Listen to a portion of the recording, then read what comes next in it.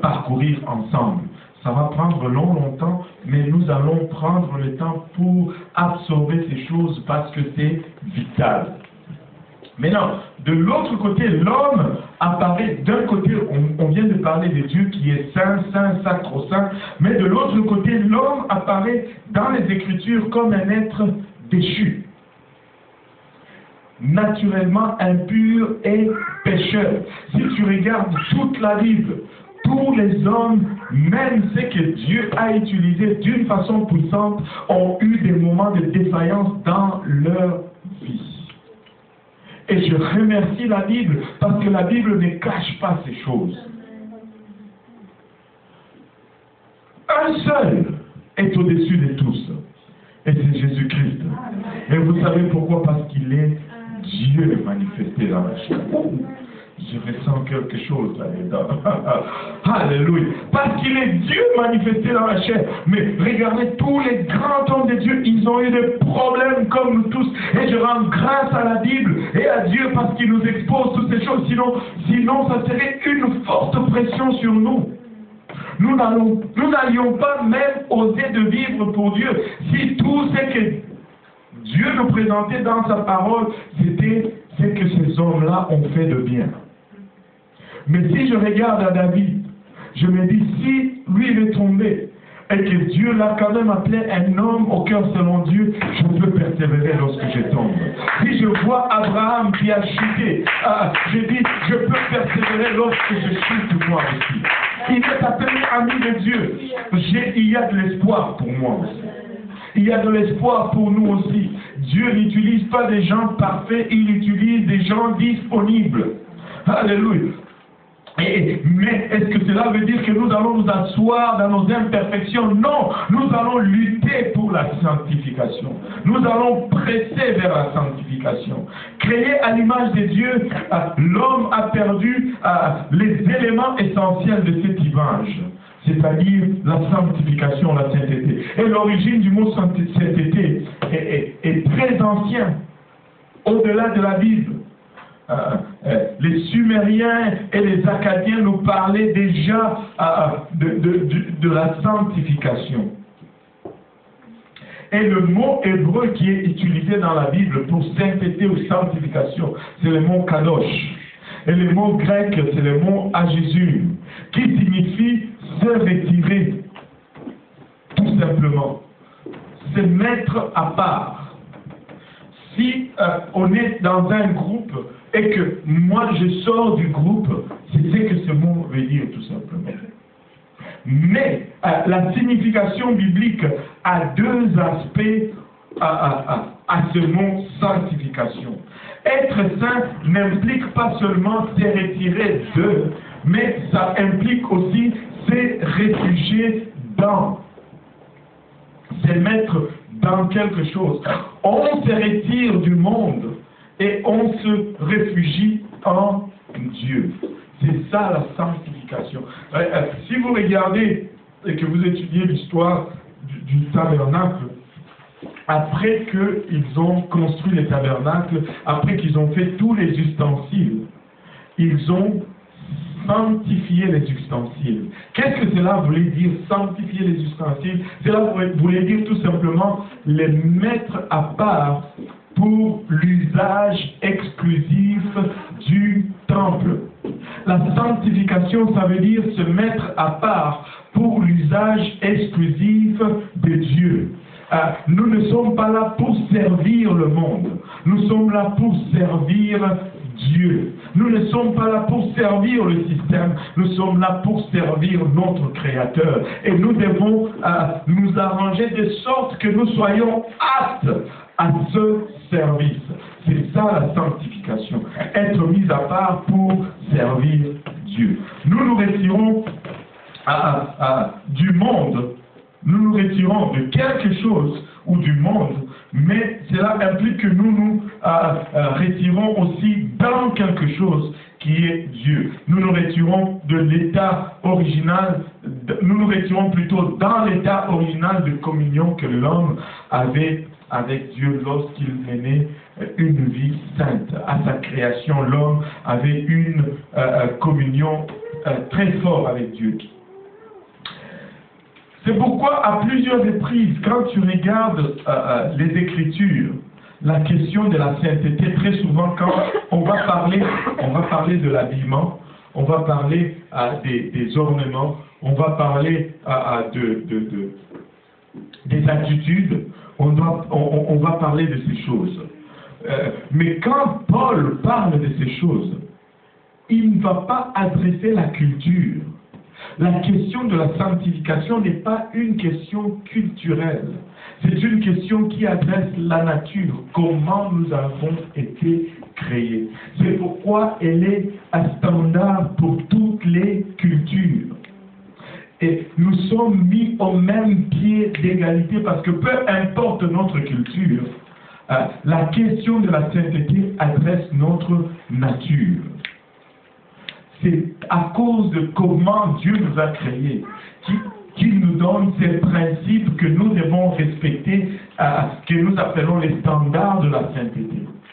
Ce n'est pas parce que nous sommes noirs ou blancs, parce que nous sommes québécois ou africains, ou parce que nous sommes jamaïcains ou russes. Non, c'est parce que nous sommes créés hommes et femmes. Et tous les arguments de Paul vont aller plutôt à l'origine, à la création. Paul nous invite à nous conformer à la sainteté pratique sur la base de la création, car nous avons été créés pour communier avec Dieu dans la sainteté. J'ai vu une main levée, c'était juste se gratter ou... Ok.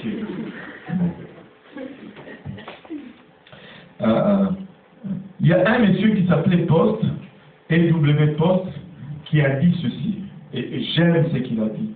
Le salut est le mot le plus élastique de la Bible. Élastique. Il dit ceci.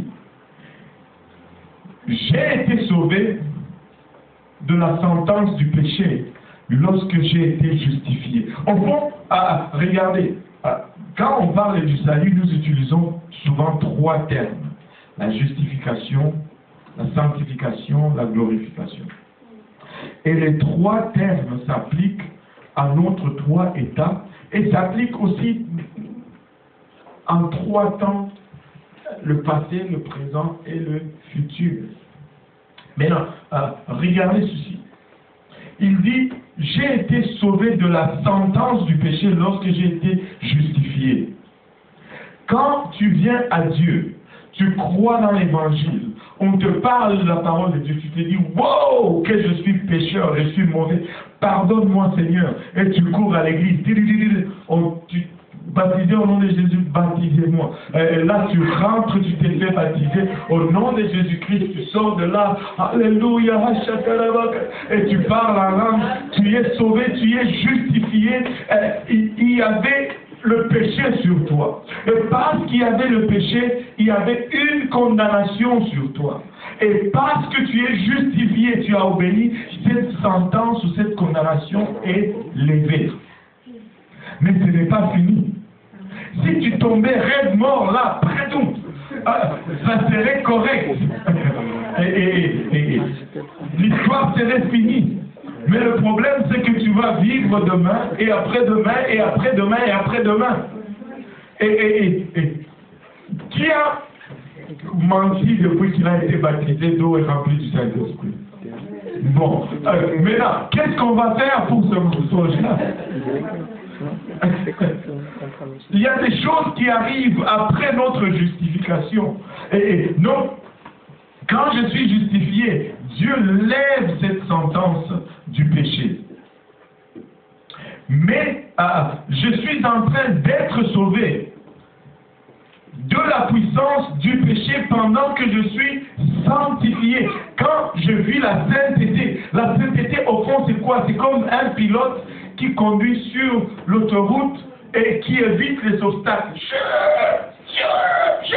C'est ça la sanctification. Les péchés sont là, tu les évites, la parole de Dieu te guide. Avez-vous entendu l'histoire de cet homme qui conduisait sur l'autoroute et qui écoutait la radio?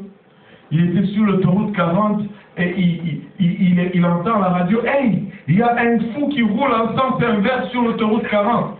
Et là, il dit, oh, et puis le voilà qui va, non, il n'y a pas seulement un fou, il y en a plusieurs.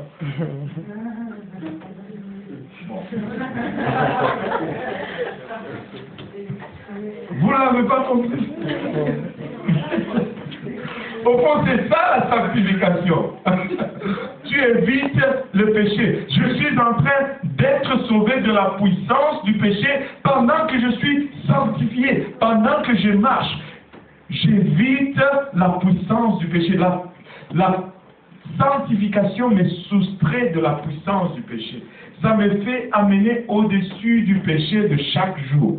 Si je mène une vie de sainteté, je vais éviter le mensonge, je vais éviter le commérage, je vais éviter le vol, je vais éviter les mauvaises pensées, toutes ces choses. Je vais les éviter par le moyen de la sanctification. Ça me soustrait à la puissance du péché, c'est-à-dire dans le présent.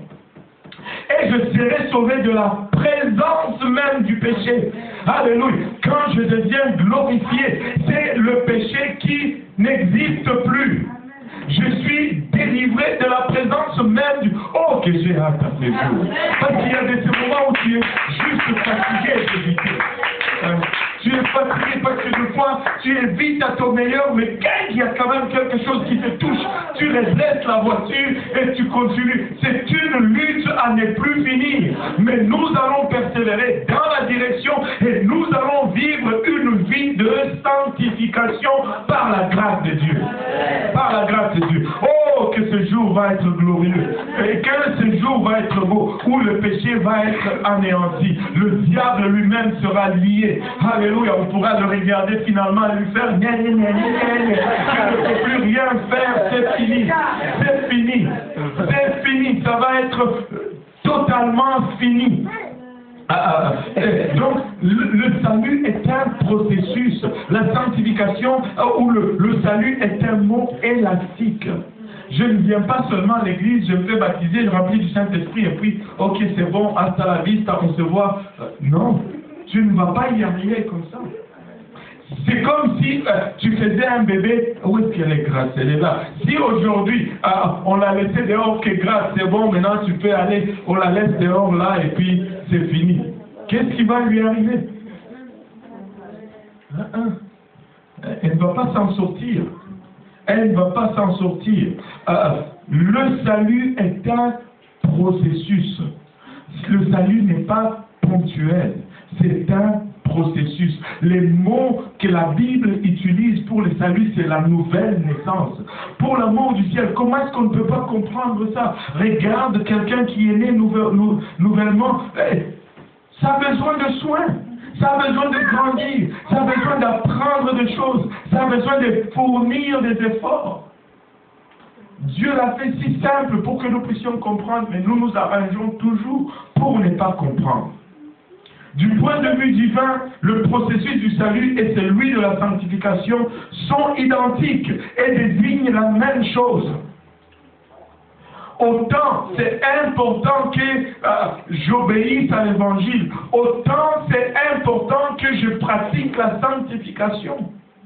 C'est la même chose. Eh oui. Lorsque nous sommes justifiés, notre sanctification est positionnelle. Quand nous venons, nous nous faisons baptiser, la Bible nous dit celui qui est en Christ est une nouvelle créature. Nous rentrons en Christ, c'est ce qui fait que nous sommes justifiés. Comment nous sommes justifiés? Parce que nous avons revêtu. Oh, c'est pourquoi il est très important que tu te fasses baptiser au nom de Jésus-Christ, parce que sinon le processus ne va pas marcher. C'est le seul nom qui a été mis à mort et qui n'a pas péché. Il n'y a pas de péché attaché à la vie au nom de Jésus-Christ. Donc la mort dans la vie de Jésus-Christ n'est pas justifiée. Et pour justifier cette mort dans la vie de Jésus-Christ, nous devons y amener le péché. C'est pourquoi quand moi je me fais baptiser, le nom de Jésus-Christ est invoqué sur moi. Je me mets littéralement en lui. Et vu que j'amène des tonnes de péché, et que là-bas, il y a déjà une mort. La mort qui pendait sur moi est enlevée. Et c'est ça le mécanisme. Je dois revêtir du nom de Jésus-Christ dans les eaux du baptême, sinon c'est nul. C'est nul. Alors, quand tu es baptisé, tu obéis à l'évangile littéralement, ton salut est positionnel, ou ta sanctification est positionnelle. On oublie tes péchés parce que tu es en Christ. Le fait que tu sois en Christ fait qu'on oublie tes péchés. On les efface. Tu es justifié. Mais ne sors pas de Christ. Reste en Christ. Parce que si tu sors de Christ, tu sais quoi? Ben, on te voit encore. Mais quand on te voit, c'est pas toujours beau. Nous avons une justice qui nous est imputée lorsque nous permettons à Dieu de nous guider dans la sainteté. Et notre sanctification devient expérientielle. Maintenant, quand nous marchons maintenant, nous menons une vie. Nous voyons la parole de Dieu et nous décidons de la suivre et de l'appliquer. Ainsi, notre sanctification devient expérientielle, basée sur ce que nous vivons. Ce que nous décidons de faire et ce que nous décidons de rejeter dans notre vie, ça devient une sanctification expérientielle, et la Bible nous dit que cette justice nous est impartie. Et lorsque nous serons glorifiés, notre sanctification sera éternelle, parce que notre justice va être maintenant implantée, imputée, impartie et implantée. Et la différence est celui-ci. Imputé et imparti, on peut arrêter. Mais implanté, ça devient permanent.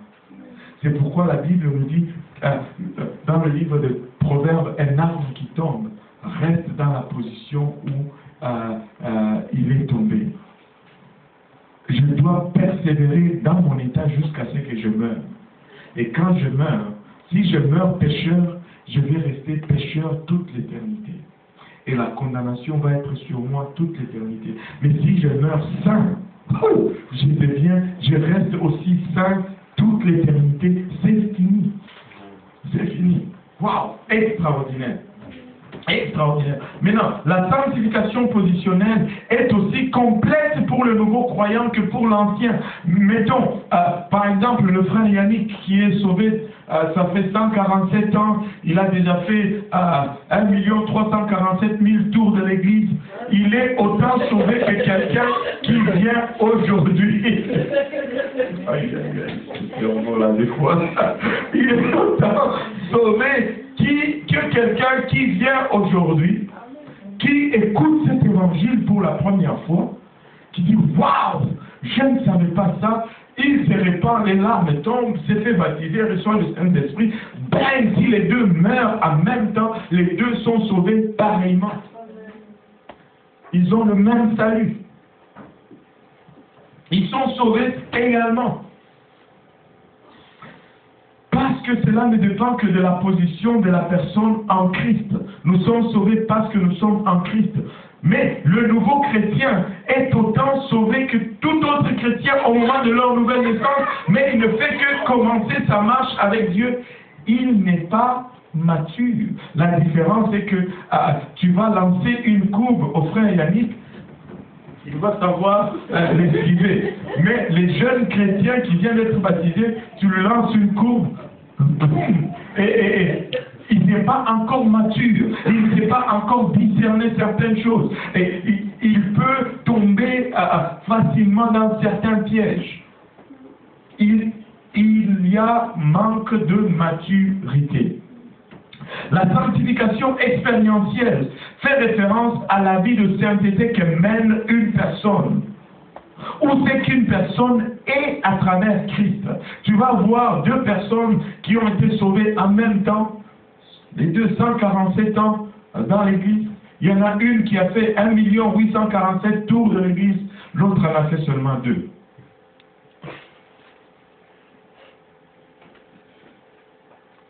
Parce que, ils ne veulent pas manger au même rythme. Il y en a qui vont à l'église en même temps, l'un va être là, l'autre va être ici. Parce que l'un, on lui dit c'est ça, waouh, c'est ça. Mais l'autre dit, c'est ça. Oh non. Pourquoi? Pourquoi est-ce que c'est comme ça? Pourquoi est-ce que ça ne serait pas l'autre? Est-ce que si je fais vraiment ça, c'est ça qui fait que je suis sauvé ou pas? Et on perd du temps, et on perd du temps, et on perd du temps. Mais, écoutez,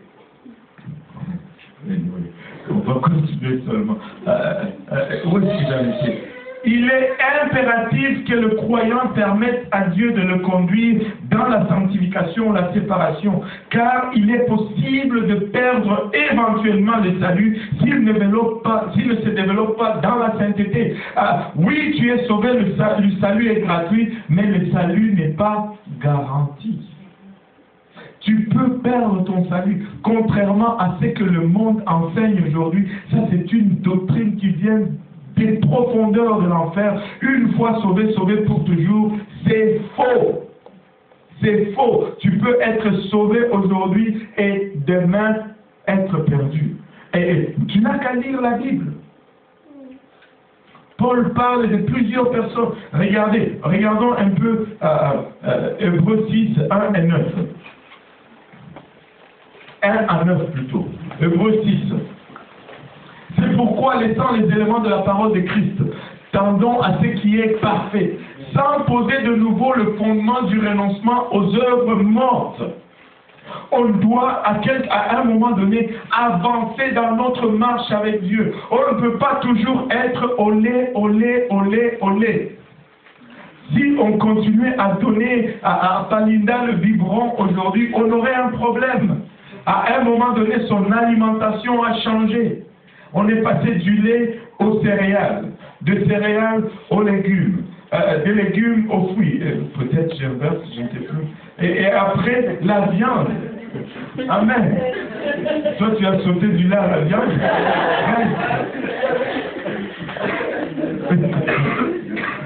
Du lait à la viande tout de suite. De la foi en Dieu, de la doctrine de baptême, de l'imposition des mains, de la résurrection des morts et du jugement éternel. Il y en a qui doutent encore que pour être sauvé, il faut être baptisé d'eau. Mais on ne peut pas toujours demeurer dans ces choses. On doit avancer. Regardez verset 3. C'est ce que nous ferons si Dieu le permet. Il y a des moments où nous devons avancer. Bon. Car il est impossible que ceux qui ont été une fois éclairés, que tout le monde dise une fois éclairés, ceux qui ont été une fois sauvés, ils sont arrivés à la connaissance de cette vérité, qui ont goûté le don céleste et qui ont eu part au Saint-Esprit, qui ont goûté à la bonne parole de Dieu et les puissances du siècle à venir et qui sont tombés. Tu peux perdre ton salut. Que personne ne te dise, oh, si tu as été sauvé, une fois sauvé, sauvé pour toujours, c'est faux. Sois encore renouvelé et amené à la repentance, puisqu'ils crucifient pour leur part le Fils de Dieu et l'exposent à l'ignominie. Tu peux perdre le salut. Lorsqu'une terre est abreuvée par la pluie qui tombe souvent sur elle et qu'elle produit une herbe utile à ceux pour qui elle est cultivée, elle participe à la bénédiction de Dieu. Autrement dit, nous devons produire le fruit. Tu sais, quand il y a un nouveau qui vient, qui voit ces choses, qui se fait baptiser, rempli du Saint-Esprit, tu vois sa vie transformée, et tu participes à la bénédiction de Dieu. Tu es un sujet d'encouragement pour tous ceux qui œuvrent dans le royaume. Certains d'entre vous, vous pensez même des fois que, même si je ne suis pas là, personne ne va s'en rendre compte. C'est faux. Quand vous n'êtes pas là, nous sommes tristes. Même si vous êtes venus seulement pour la première fois aujourd'hui, si on ne vous voit pas la semaine prochaine, on est triste. On est triste, littéralement. Quand vous êtes là, vous êtes une bénédiction. Vous êtes un encouragement. Et Dieu aime ceux qui encouragent. Dieu est content. Donc regarde ton voisin, dis-lui, Je veux être là jeudi prochain. Bon, voilà. Ah bon? Ah bon? Bon, voilà. Hein? Je ne veux pas que le pasteur se décourage quand même. Quand même.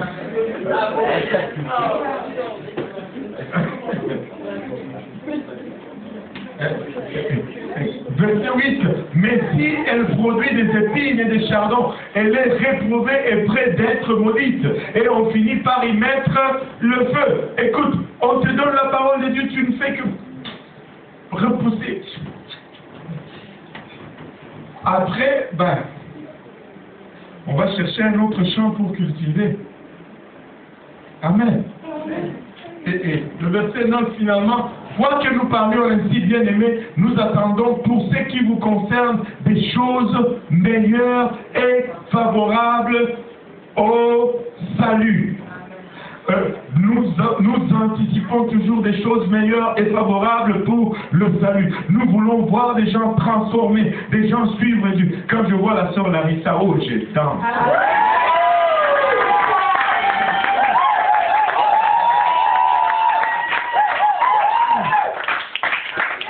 Alléluia. Alléluia. Dieu est bon. La sanctification éternelle va arriver lors de l'enlèvement des croyants, lorsqu'ils seront instantanément et éternellement transformés dans un état de conformité plutôt complète à Christ. Écoutez, un jour ça va venir. Un jour nous allons être transformés. Un jour nous allons être complètement transformés. Nous allons avoir le même corps que Christ. Nous allons pouvoir dire bye bye aux tentations, bye bye au péché, bye bye aux luttes. Fini. Fini. Fini. Ça va finir un jour. Alléluia. Tiens bon, ça va finir un jour, je te dis. Il faut juste tenir ferme et persévérer. La sainteté dans la Bible apparaît dans l'homme comme le fruit de l'œuvre de la grâce de Dieu à travers le salut. Mais, et tout le monde dit mais non sans l'exercice de la libre volonté de celui-ci et l'extension d'un effort soutenu de sa part. La sainteté ne va jamais arriver au hasard. Merci. Ça ne va jamais arriver contrairement à ta volonté. C'est la grâce de Dieu, mais c'est soumis à ta volonté. C'est-à-dire c'est toi qui vas dire, bon, ça j'arrête, ça je n'arrête pas, ça j'ai fait, ça je ne fais plus, ça j'aime, ça je n'aime plus, ça je continue à aimer, ça je n'aime. C'est toi qui vas décider. La plupart, oui.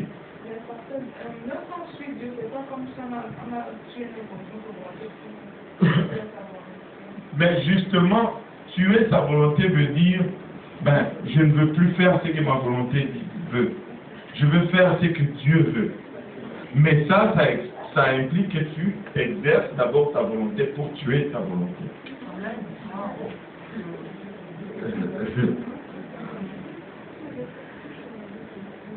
Tu sais, quand tu renonces à ta volonté, tu exerces ta volonté. Je ne veux plus faire ça. Bon, alléluia. Et que je me suis dit cette phrase plusieurs fois.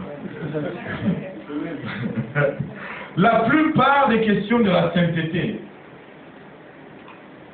Maintenant, suivez-moi un peu avec un petit peu plus d'attention. La plupart des questions de la sainteté ne concernent pas le salut, mais plutôt la maturité chrétienne. Mais, que tout le monde dise encore une fois, mais c'est seulement lorsque nous n'obéissons pas à Dieu dans ce secteur que notre désobéissance volontaire devient une question salutaire. Si tu es sauvé aujourd'hui, rempli du Saint-Esprit, mais tu veux, je ne sais pas moi, qu'est-ce que je peux dire?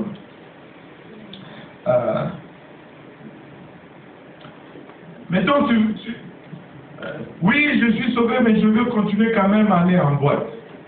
Et même, je vais aller seulement vendredi, et puis samedi, je serai à la réunion de prière. Hein? J'ai fait déjà des efforts là, j'ai fait bien. Au début, ce n'est pas que si tu vas en boîte, tu n'es pas sauvé, tu es condamné. Mais l'Esprit de Dieu qui habite en toi va te dire, ne va plus en boîte. J'y vais quand même. Quand tu fais cela, qu'est-ce que tu as fait? Tu as désobéi à Dieu. Et plus tu désobéis, plus ça va te conduire à perdre ton salut. Ce n'est pas cette désobéissance ou cette obéissance qui t'a sauvé, mais cette désobéissance ou cette obéissance peut engendrer la perte de ton salut ou peut faire que tu conserves le salut que tu avais déjà. Je ne sais pas si je suis assez clair là-dessus. Amen. Maintenant, les apôtres ont clairement placé une grande importance sur plusieurs secteurs de la maturité chrétienne. Il y a plusieurs secteurs en ce qui concerne la maturité chrétienne. On ne va pas regarder tous les versets, mais je vais les citer rapidement. Le fruit de l'esprit dans Galates 6:22, les dons de l'esprit dans 1 Corinthiens, la sainteté dans l'esprit, la conduite et l'apparence dans Ephésiens 5:27, Thessaloniciens 4, etc. Écoutez, on va poster ces études sur frenchevangelism.org et aussi JPNL si vous voulez. Donc, ne vous effrayez pas, on va mettre tous les notes en ligne et vous pouvez aller là-bas et downloader autant de fois que vous voulez. Maintenant, et la maturité. Les apôtres ont clairement souligné ces choses, la maturité chrétienne. Alors qu'une personne peut assurément obtenir le salut sans la compréhension ou une expérience immédiate dans tous ces secteurs. Écoute, tu peux être sauvé sans comprendre le fruit de l'esprit. Tu peux même être sauvé sans vraiment comprendre l'unicité de Dieu. Mais les apôtres expriment un doute sur l'aptitude à maintenir le salut sans le désir d'une expérience qui progresse. Waouh! Tu peux obtenir le salut sans aucune expérience, sans aucun fruit. Tu viens aujourd'hui, on prêche la parole, wow, c'est bon. Et c'est ça le salut par la grâce. Mais que tu préserves ce salut sans aimer la sanctification, sans désirer de grandir, oublie ça. Un enfant après, là j'ai 43 ans, maintenant vous connaissez tous mon âge, si après 43 ans d'existence sur cette terre, et après toutes les nourritures que j'ai ingurgitées, j'avais encore la taille des grâces, et que je faisais encore on va m'amener à l'hôpital, parce qu'il y a un problème. Le développement n'est pas correct. C'est que les apôtres disent, oui, tu es peut-être né, mais il y a un problème. Il y a un problème. Nous devons désirer de grandir dans les choses de Dieu. Nous ne pouvons pas rester de bébés éternels. Il est extrêmement dangereux de savoir et de ne pas faire. Il est extrêmement dangereux de savoir et de ne pas faire. Quelqu'un m'a dit une fois, alors, il ne faut pas que tu me dises parce que je ne veux pas savoir, parce que si je sais, ça va être dangereux. Fou! Ce n'est pas ça le point. Si tu ne sais pas que la Bible dit que mon peuple périt par faute de connaissance. Si tu ne sais pas, tu vas périr quand même. Mais si tu sais que tu ne fais pas, tu vas aussi périr. Donc la seule option, c'est de savoir et de faire. Il faut savoir et il faut faire. Il faut appliquer.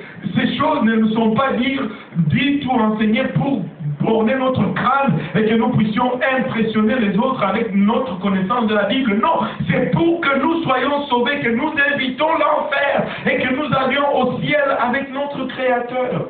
C'est le seul but pourquoi nous enseignons ces choses et nous martelons là-dessus, parce que nous voulons être sauvés. Sans la sanctification, je ne suis pas sauvé. Mais c'est très dangereux de savoir et de ne pas faire. Si tu sais quelque chose dans la parole de Dieu et que tu n'y obéis pas, tu es pécheur. C'est un croyant immature. Que tout le monde dise immature. C'est-à-dire pas mature. Ou rétrograde. Pose la question suivante.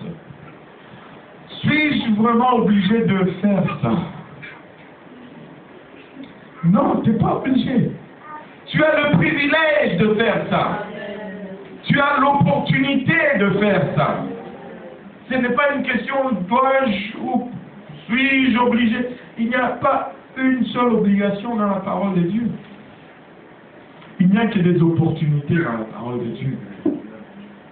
Quelle opportunité, quel privilège de restaurer et de restituer ma relation avec Dieu. Quelle opportunité, quel privilège de marcher avec Dieu main dans la main. Quelle opportunité, quel privilège d'échapper à la condamnation de ce monde et à me retrouver dans le ciel. Quel privilège! Il n'y a pas d'obligation. Dieu ne force personne. Alléluia. Regardons un peu les perspectives bibliques sur la sainteté. La sainteté, premièrement, est absolument requise pour les chrétiens. Ce n'est pas une option. Regarde ton voisin, dit, ce n'est pas une option. Ce n'est pas une option. Comme je dois être baptisé, tout comme je dois croire que je dois être baptisé, que je dois être rempli du Saint-Esprit, je dois aussi mener une vie de sainteté. Regardez 1 Pierre 1, 15 et 16, à quoi on a fait référence tout à l'heure.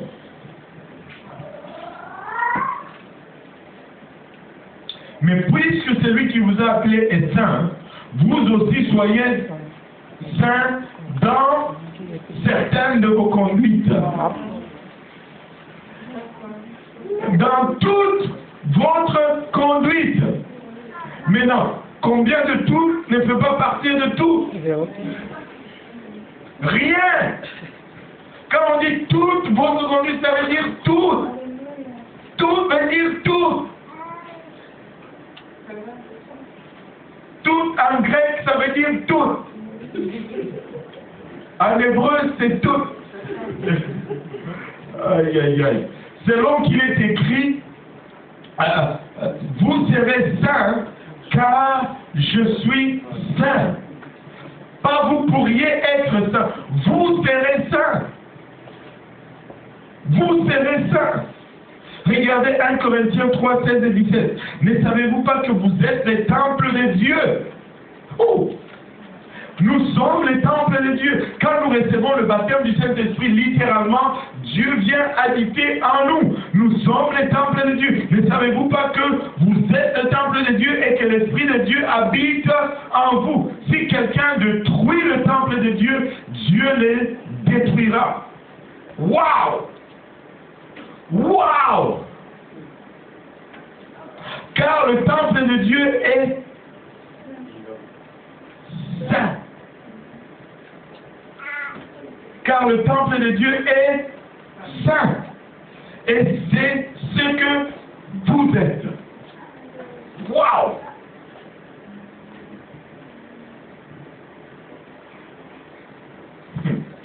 On retournera à ce verset par la suite. Deuxièmement, la sainteté doit impliquer la séparation du monde. On ne peut pas être saint alors qu'on est bras dessus, bras dessous avec le monde. Si je me suis lavé tout propre et bon, le frère Lionel a eu un match de soccer et il y avait la pluie, il est tout couvert de boue. Là il rentre, pasteur, je lui dis, oh, frère Lionel.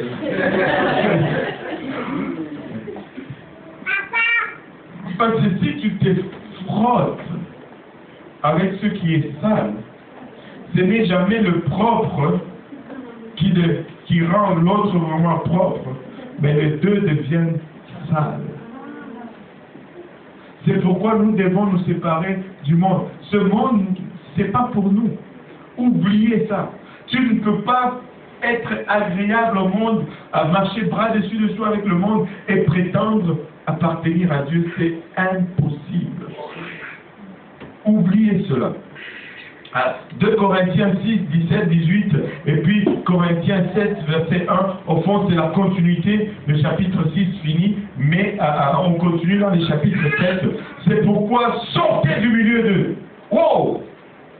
Mais pasteur, nous devons les sauver.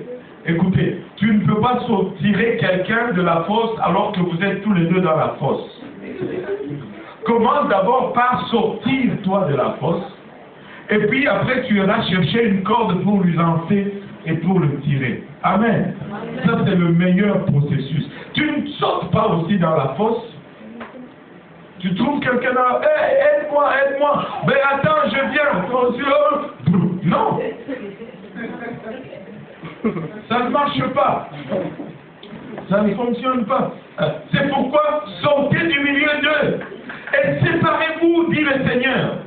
Ne touchez pas à ce qui est impur, et je vous accueillerai. Si vous sortez du milieu du monde, si vous ne touchez pas aux impuretés du monde, alors le Seigneur promet qu'il va vous accueillir. C'est dans notre Bible, ça. Hein? On dirait que les gens de ce monde ne voient plus ces versets. Même certains mondes chrétiens ne voient plus ces versets-là. Ou du moins, ils les comprennent différemment. Je serai pour vous un père et vous serez pour moi des fils et des filles. Quelle promesse, dit le Seigneur Tout-Puissant. Maintenant, regardez ceci. Ayant donc de telles promesses, bien-aimés, ayant donc de telles promesses, bien-aimés, purifions-nous encore une fois de toute souillure de la chair et de l'esprit. Regardez, il dit le souillure de la chair et le souillure de l'esprit. On va être prompt à dégager le souillure de l'esprit, mais quant à la chair, oh non, non, ça, on va commencer à se battre. En achevant notre sanctification, encore une fois, notre sanctification dans la crainte du monde. Non, dans la crainte de Dieu. Parce que des fois, quand on enseigne la sainteté, on commence à regarder le monde. Oh non, le monde, ce n'est pas le monde qui émet le jugement sur notre sainteté. Nous achevons notre sanctification dans la crainte de Dieu. C'est Dieu qui dit oui, c'est correct, et non, ce n'est pas correct. Ce n'est pas le monde, on s'en fiche du monde. On s'en fiche de ce que le monde pense. Si nos cheveux sont trop longs, c'est pas leur problème. Si nos pantalons couvrent nos fesses, c'est pas leur problème. Amen. C'est drôle. Le monde est fou. Il est vraiment fou.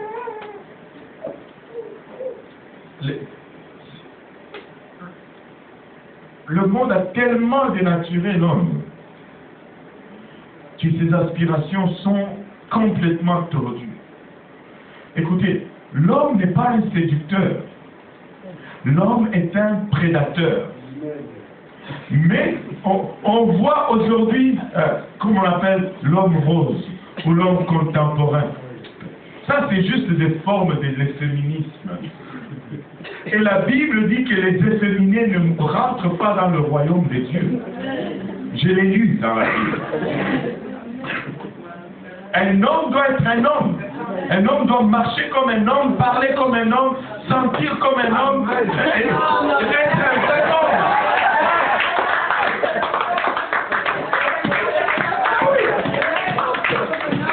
Je ne veux pas les efféminer. Un homme, ça doit être un travailleur qui n'a pas peur de se salir, qui n'a pas peur de transpirer. C'est un homme, ça, un vrai, comme on le faisait dans le temps. Oh, je suis une fille enfermée dans les corps d'un homme.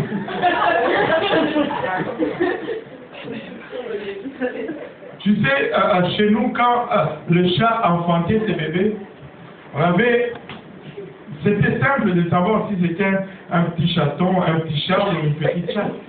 On les soulevait seulement, on regardait l'équipement en bas. Chat, chatte. Si tu n'es pas sûr de ton identité, regarde tes équipements.